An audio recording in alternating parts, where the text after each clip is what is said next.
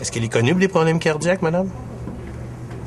L'ambulance est en direction immédiatement avec sirène et gyrophare. Right now, is she conscious? Is she breathing? Il tousse puis il crache du sang. OK. Quel âge a-t-il?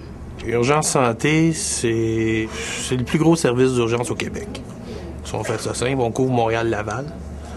Et on reçoit à la centrale de prise d'appel 350 000 appels par année, qui est à peu près 50 % des appels au Québec. Bonne chance. Urgence Santé, quel est le problème? Dites-moi exactement ce qui s'est passé. Oh mon Dieu, madame, vite dépêchez-vous, envoyez-moi une ambulance. J'arrive chez nous, puis ma fille, elle bouge pas. Madame, qu'est-ce qui se passe exactement? Écoutez, je suis arrivée, je suis là, puis ma fille, elle allait pas bien parce que... oh mon Dieu. Madame, oui. calmez-vous, madame, on va vous aider, d'accord? Êtes-vous à côté de votre fille en ce moment? Oui. Quel âge a-t-elle, madame? Elle a 14 ans, puis Madame, elle restez disait qu'elle allait calme. pas bien avec son chum. D'accord, je comprends, madame. Est-ce qu'elle est consciente? Non, elle est pas consciente, Elle est pas mon consciente. Dieu. Madame, restez calme, on va vous aider, d'accord? Le travail d'un RMU, c'est de faire la prise d'appel pour l'envoi d'une ambulance. Le premier contact qu'ils ont est avec un premier intervenant du 911 qui, lui, quand il se rend compte que la personne, c'est une ambulance qu'elle veut, nous transfère l'appel à nous, les répondants médicaux d'urgence, pour qu'on puisse affecter l'ambulance et aider la personne aussi en attendant l'arrivée des ressources.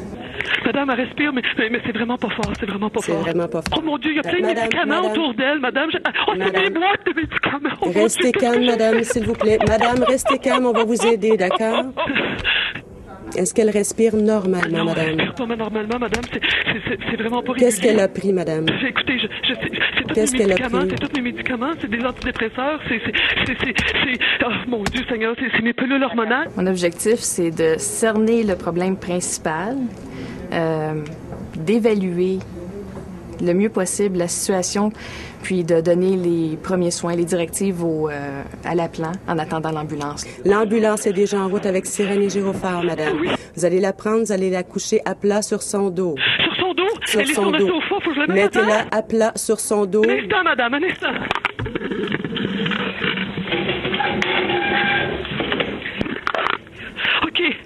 Madame, oui. Restez calme. Est-ce qu'elle est à plat sur son dos? Oui, elle est à plat. Ne mettez rien sous sa tête. Attendez, je vais enlever j'ai enlevé le coussin.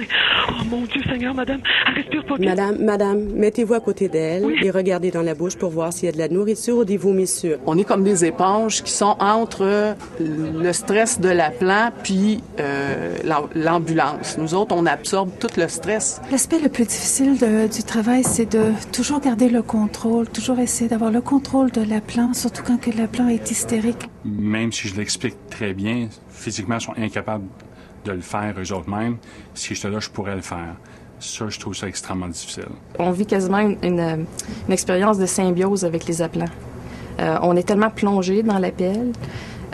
On sent l'émotion à travers le ton, à travers tout le bruit de fond qu'on entend, qu'une fois qu'on raccroche, c'est comme si on y était, c'est comme si c'était notre famille. On partage les mêmes émotions. Bon, je vais vous dire comment donner le bouche à bouche, madame. Il faut rester calme, je vais vous dire comment faire. Madame, on va le faire ensemble, restez calme. Avec la tête renversée vers l'arrière, pincez fermement le nez et couvrez complètement sa bouche avec votre bouche. Puis forcez 2 grosses respirations dans les poumons, comme si vous gonfliez un gros ballon. OK. Vous m'avez bien entendu? Je pince le nez puis je souffle. Avec la tête renversée vers l'arrière et couvrez complètement sa bouche avec votre bouche. 2 grosses respirations dans les poumons, comme si vous gonfliez un gros ballon, madame. Allez-y, je vous attends. Un instant. Oh mon Dieu, Seigneur, pourquoi t'as fait ça? Attends. Oh mon Dieu, il y a rien qui bouge. Oh oui, un instant. Souvent, les gens pensent que parce que t'es au téléphone, t'es moins atteint, tu sais, mais c'est pas comme ça que ça se passe, en fait. En fait, je pense que, vu qu'on voit un peu comme dans nos têtes, comme je te disais tout à l'heure, ça ouvre une petite fenêtre que tu vois vraiment, t'as l'impression de voir ce qui se passe. Puis il faut aussi que tu vois ce qui se passe pour pouvoir aider correctement. Donc, t'es vraiment impliqué à chaque fois dans l'appel. On peut faire une petite carapace, mais on est tous humains. Et on a toujours, à un moment donné, un appel qui vient nous chercher. Tu fais ton appel, puis selon le protocole, tu poses toutes les bonnes questions, tu as le recul nécessaire pour poursuivre ton appel de façon professionnelle. Puis tout d'un coup, il va survenir une syllabe, un bruit, une parole, un espace, puis c'est ça qui vient te chercher. Puis c'est pas prévisible, tu peux pas le savoir à l'avance. Puis tout ce que tu sais, c'est qu'en quelque part, t'as un trou qui est dans ton estomac. Il est venu te chercher. Madame, ça marche pas. Pouvez-vous sentir l'air entrer et sortir? Avez-vous vu la poitrine se soulever? La poitrine. Oui. Vous l'avez vu se soulever? Oui. Madame, il faut m'écouter. Madame. C'est le père, madame, c'est mon mari. D'accord. Restez en ligne avec moi, madame. Madame, on a besoin de la police avec ça, s'il vous plaît. Madame, restez calme, s'il vous plaît. Il faut aider votre enfant. Oui, mais dites à votre mari de sortir. Madame, dites à votre mari de sortir, s'il vous plaît. Va-t'en, dis t'en aller, va-t'en! J'aimerais bien ça, sauter dans l'appartement de la personne en arrêt cardio-respiratoire et faire les manœuvres moi-même, mais c'est impossible. Un RMU, pour pouvoir exercer son métier, doit avoir un secondaire 5, être parfaitement bilingue, une très bonne tolérance au stress, zéro tolérance à la drogue, à l'alcool, journée d'intégration, premiers soins, RCR, DEA, défibrillateur, 2 jours de compléments médicaux, passer une licence de 3 jours, passer un examen de l'académie, doit obtenir 80%, une seule possibilité d'échec, 6 semaines de formation, 12 jours de prise d'appel supervisée, 120 jours de probation travaillée. Placez le talon de votre main sur l'os au centre de sa poitrine, juste entre les mamelons. OK. Placez votre autre main par-dessus. Allez-y, madame. OK. Pesez...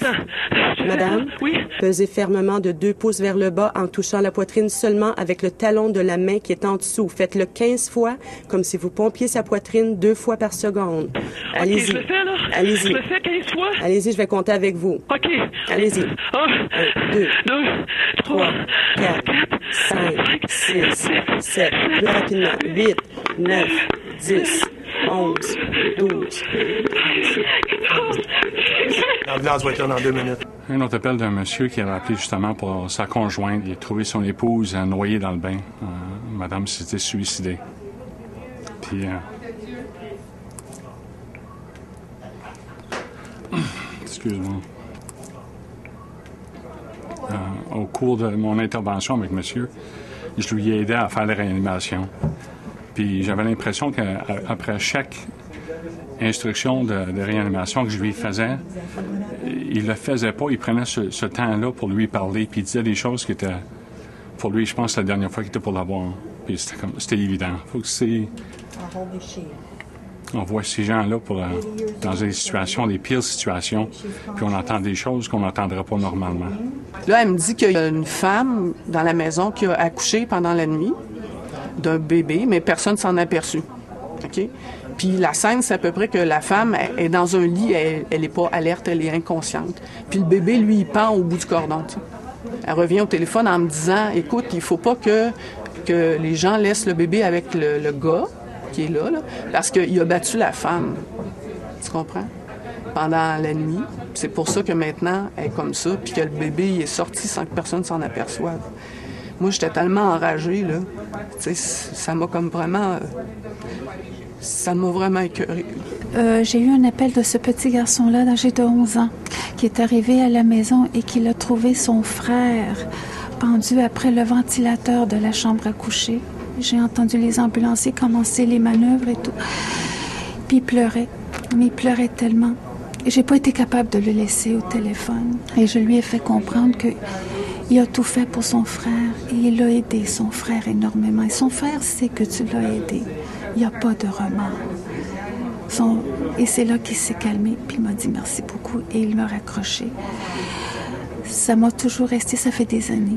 Et j'entends encore la voix de ce petit garçon-là dire « Madame, c'est mon frère.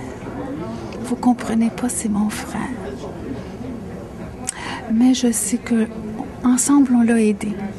Moi, je pense que quand on a des appels difficiles, en tout cas, moi, ce qui m'a toujours le plus aidé, là, c'est vraiment d'en parler le plus rapidement possible à un confrère de travail.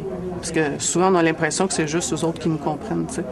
Même si j'en parle à mon père, ma mère ou ma blonde, ils peuvent très bien comprendre ce qui se passe, mais leur feedback n'est pas pareil. Ça n'a pas le même poids qu'un autre RMU qui a fait l'emploi. Puis ils ont juste à dire « Ouais, je te comprends, j'ai déjà vécu ça. » Puis c'est tout ce que tu as besoin des fois. La richesse qu'on a ici, c'est nos collègues. On est juste peut-être 40 personnes à faire ce travail-là, mais c'est une équipe sur laquelle on peut compter dans ces moments-là, dans ces moments difficiles-là. Le problème de détresse psychologique est beaucoup plus grand. Elle est incrustée en nous. Ça, c'est une autre étape. C'est des travaux qu'on va devoir faire.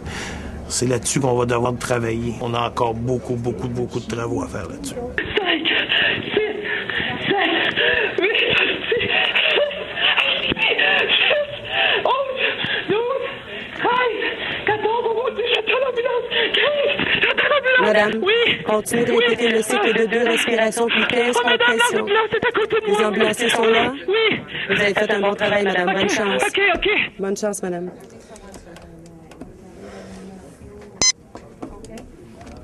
Urgence santé, quel est le problème? Dites-moi exactement ce qui s'est passé. As soon as your contraction's over, lie down. The baby out? Okay. Congratulations, ma'am. Oh, thank you. Is it a boy or a girl? It's a girl. It's a girl?